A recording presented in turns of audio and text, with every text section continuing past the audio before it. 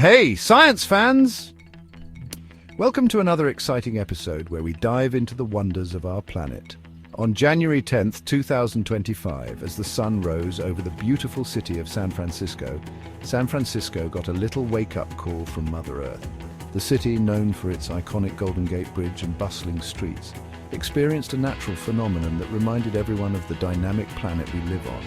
A 3.7 magnitude earthquake rumbled off the coast, reminding everyone that California is earthquake country. This minor quake was centered just off the coast, causing a brief but noticeable shake. Don't worry though, 3.7 is considered a minor quake. Most people went about their day without much disruption, and the city continued its usual rhythm. It's the kind that might rattle your dishes, but probably won't cause any serious damage. You might have felt a slight tremor, maybe saw some items wobble, but nothing too alarming. Still, it's a good reminder that we need to be prepared for the big one. Earthquake preparedness is crucial, and having an emergency kit and a plan can make all the difference. Earthquakes are a fact of life here in California. The state's diverse landscapes are shaped by these powerful forces, and it's something residents have learned to live with. They happen because the Earth's tectonic plates are constantly moving and grinding against each other. This movement is a natural part of our planet's dynamic system, creating mountains, valleys, and yes, earthquakes.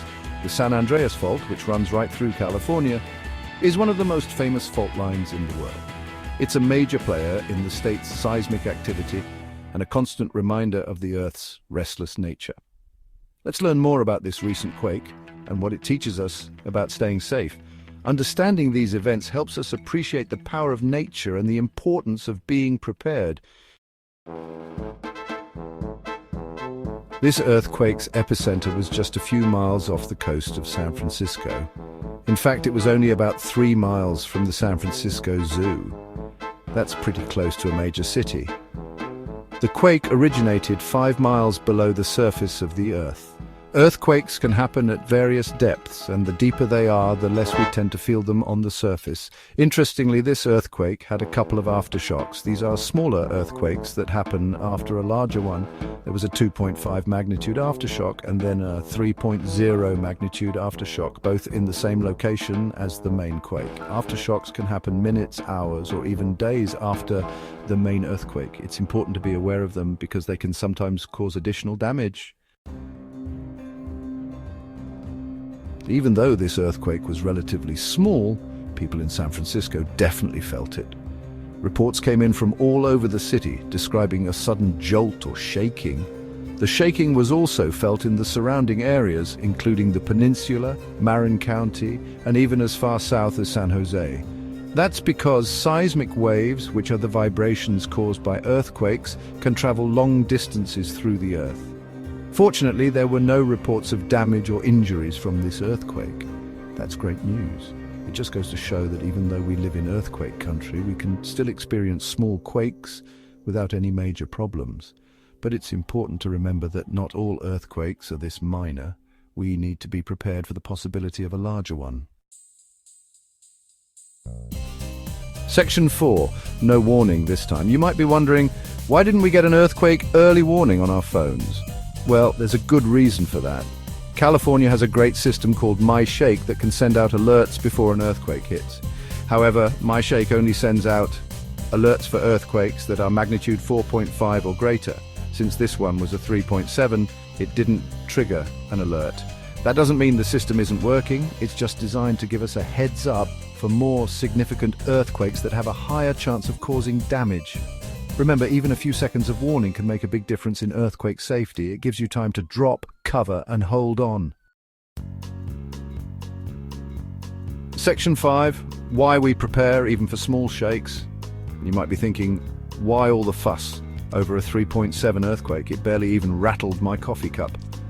And you're right, this particular earthquake wasn't a big deal. It was just a small shake, a minor tremor that didn't cause any damage. But here's the thing, every earthquake, no matter how small, is a reminder that we live in earthquake country. These small shakes are like nature's way of nudging us, reminding us that the ground beneath our feet is constantly shifting.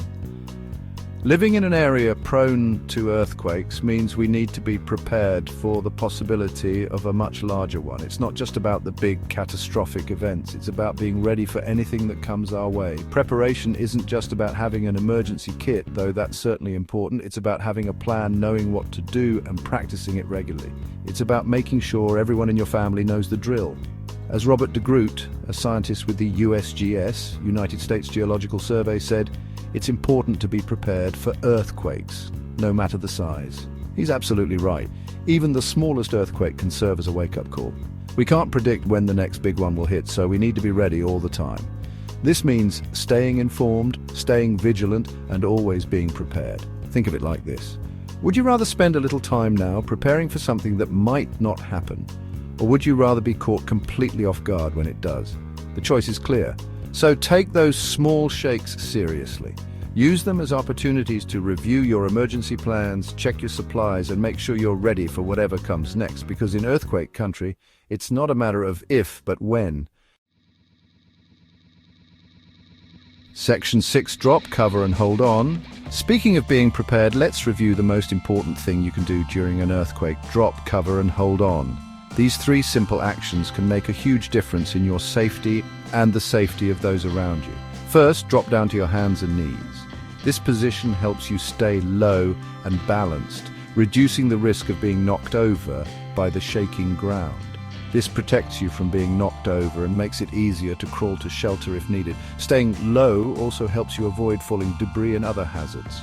Next, cover your head and neck with your arms and hands. This is crucial because your head and neck are vulnerable to injury from falling objects. If a sturdy table or desk is nearby, crawl under it for additional protection. This can shield you from larger debris and provide a safer space during the quake. Hold on to your shelter or your head and neck until the shaking stops. This ensures that you remain protected throughout the duration of the earthquake. Be prepared for aftershocks, which are smaller earthquakes that can happen after the main one. These can be just as dangerous, so stay alert and ready to drop, cover, and hold on again if needed. It seems simple, but these three actions can significantly increase your chances of staying safe during an earthquake. Remember, practice makes perfect. Practice them regularly with your family so they become second nature. The more you practice, the more instinctive these actions will become, ensuring you and your loved ones are prepared when it matters most. Section 7, always be ready. So there you have it, science fans. The recent 3.7 magnitude earthquake off the coast of San Francisco was a little shake that served as a big reminder. We live in earthquake country and we need to be prepared. Remember to have an emergency plan, a disaster kit, and practice your drop, cover, and hold on skills. And don't forget to download the MyShake app for earthquake early warnings. Stay curious, stay safe, and remember, knowledge is power.